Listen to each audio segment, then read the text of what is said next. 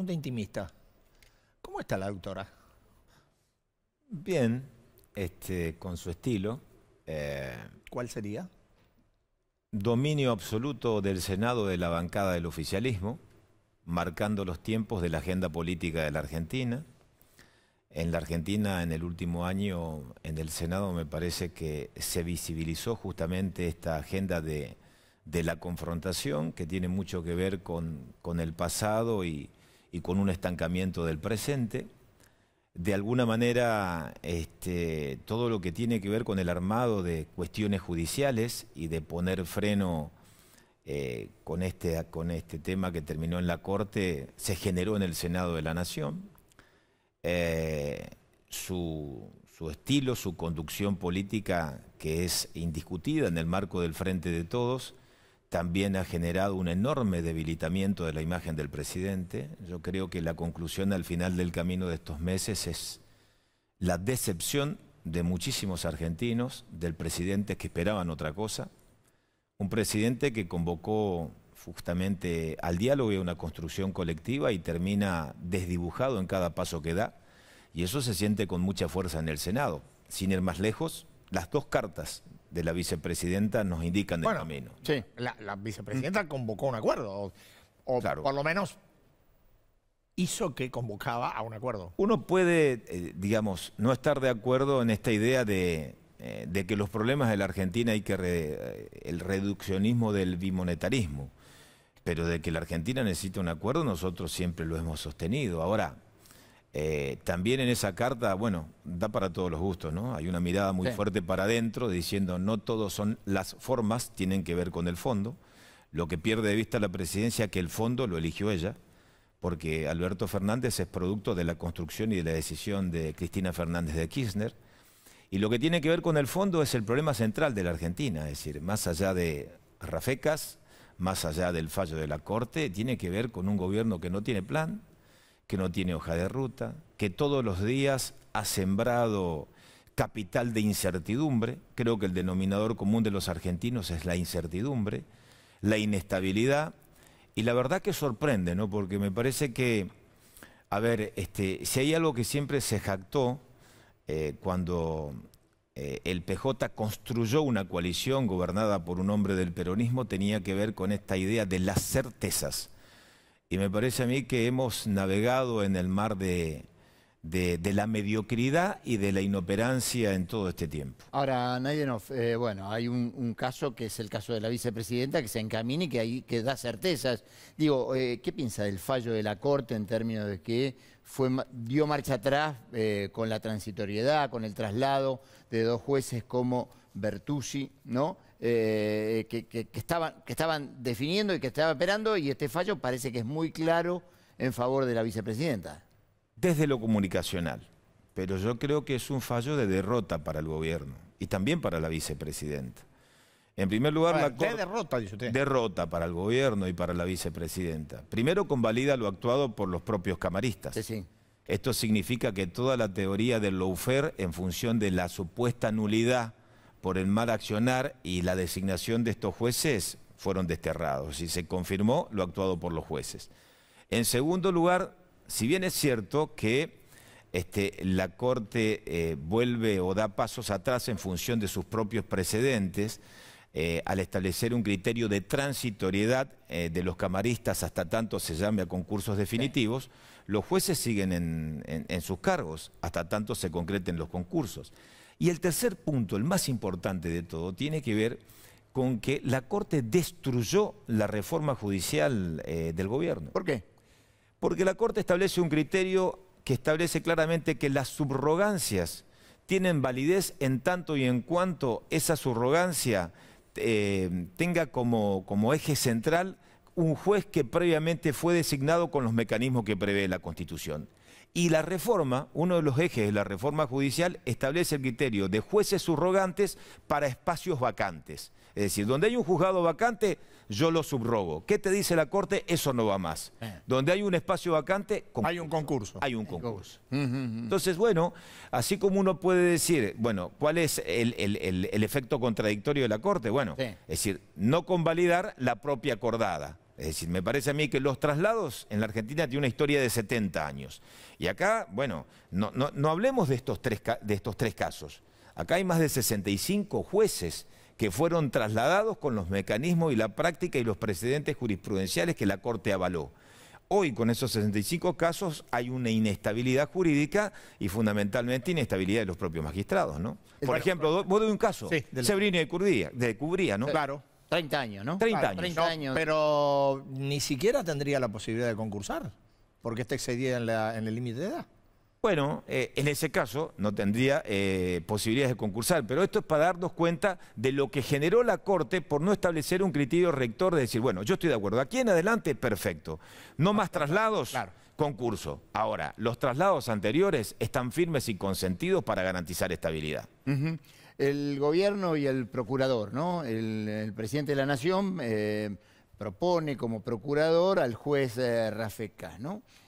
Ustedes, bueno, en la semana, lo que hubo la semana pasada, fue que hubo lo que me parece una cuña que puso Carrió en la oposición, diciendo, bueno, vamos a apoyar a Rafecas cuando que sea procurador, cuando antes la oposición había adelantado que no iba a darle la vara a Rafecas para que fuese procurador, más allá del tema del voto de los 2/3 o no, o de la mayoría simple, pero abrió una grieta. ¿Cómo está hoy la oposición con el tema de apoyar o no la designación del juez Rafecas como procurador de la Nación?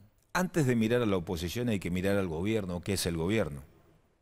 Porque el gobierno impulsó el tratamiento del pliego de Rafecas, lo envió el 10 de marzo y el 12 de marzo tomó estado parlamentario. Desde el 12 de marzo, el Frente de Todos no movió una sola pieza para que se trate el pliego de Rafecas en el Senado.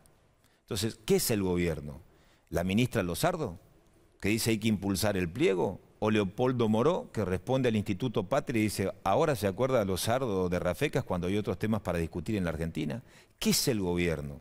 Parrilli, desde la Comisión de Justicia, impulsando una reforma de la ley del Ministerio Público para tratar de modificar los criterios de designación del procurador, o Doñate, que dice claramente, que expresa el kirchnerismo, que Rafecas ni ningún magistrado ni ningún funcionario le va a marcar la cancha al Senado de la Nación. A ver, hay contradicciones, ya fracturas expuestas. Entonces, antes de hablar de la oposición, de lo que nosotros podemos hacer en torno a Rafecas, yo no sé si Rafecas es el candidato del gobierno, porque, a ver, ¿gobierno es todo o es el Poder Ejecutivo o es Alberto? Y si se trata de Alberto Fernández al Senado hay un abismo. Ahora, Naidenov, igualmente digo, ustedes también tienen un lío porque, por un lado, Carrió impulsa a Rafecas, desde el sector cercano a Larreta también lo impulsan, usted no está confirmando esta posición, y lo mismo pasa con el fallo de la Corte. Usted nos decía recién que no fue bueno para Cristina, mientras Carrió dijo que comenzó la noche oscura. Ustedes en Juntos por el Cambio también tienen un lío en las definiciones respecto de lo que pasa con la justicia. No, no es un lío. A ver, la doctora Carrió siempre fue honesta. Yo quiero decirle que la doctora Carrió habló, por ejemplo, conmigo de este tema hace más de 2 meses. Manifestó su preocupación por la embestida del oficialismo contra Casals, el procurador interino, que no cesa, hay más de 12 pedidos de juicio político, y en este sentido, bueno, expresó públicamente su voluntad de decir, bueno, acompañar al procurador o al candidato que propone el Poder Ejecutivo. La duda que nos surge, primero, Juntos por el Cambio está cohesionado, la decisión la va a tomar la mesa de Juntos por el Cambio. A nosotros no nos fractura ni un procurador ni una reforma circunstancial de la justicia. Bueno, pero en el Zoom que hubo el día de ayer no se pusieron de acuerdo, patearon el tema, entonces hay una indefinición. No, no es así, yo participé del Zoom y está el documento. La decisión que se deba adoptar en cuanto al procurador lo toma la mesa de Juntos por el Cambio. Ahora, no hablemos de Rafecas si ni siquiera sabemos cuál es el candidato del gobierno. Alberto dice que lo sostiene Rafecas, pero desde marzo a la fecha, el oficialismo no dio señales en el Senado de acompañar el pliego del procurador del presidente. ¿Ustedes acompañarían o están siguiendo la posibilidad de una reforma a la ley del Ministerio Público? Sí, nosotros estamos siguiendo la posibilidad de la ley de modificación del Ministerio Público. ¿En qué estarían de acuerdo? Nosotros estamos, primero, en que la mayoría de los 2/3 es inmodificable. porque los 2/3 tienen que ver con la vocación de acuerdo, porque estamos hablando del jefe de los fiscales en la Argentina. Y yo creo que ese es un requisito central y esencial. Y estamos de acuerdo en modificar, dejar de lado esta idea de un procurador prácticamente eterno, sino fijar un límite, también con respecto al tiempo y otro tipo de facultades. Ahora bien, siempre en el marco de la buena fe. Si vamos a hacer lo que está haciendo el oficialismo, con proyectos de la oposición, que nosotros solicitamos el retiro de los proyectos. Se los negaron. Se los negaron. Se los negaron, por primera vez de que tengo uso de razón y estoy en el Senado, proyectos de autoría de los propios senadores que solicitamos el retiro, cuando se somete a votación, votan en contra. Y estamos tratando una reforma del Ministerio Público por proyectos que los propios autores lo rechazan. Bueno, esto es el reino del revés. Este es el mundo del kirchnerismo duro en el Senado de la Nación. A ver, no termino de entender algo. ¿Cuál sería la trampa o el artilugio de utilizar los proyectos de la oposición de parte del oficialismo? ¿Para qué? ¿No podrían ellos motorizar un proyecto propio? Bueno, pero es la falta de valentía de decir, señores, respetar esto retiro y esto pensamos. Nosotros consideramos, qué sé yo, si hay que avanzar con un procurador dejando de lado la mayoría calificada por mayoría absoluta, eso se tiene que discutir. Y están con la chicana de lo que nosotros pensamos para dar una discusión de fondo. Pero yo me quiero...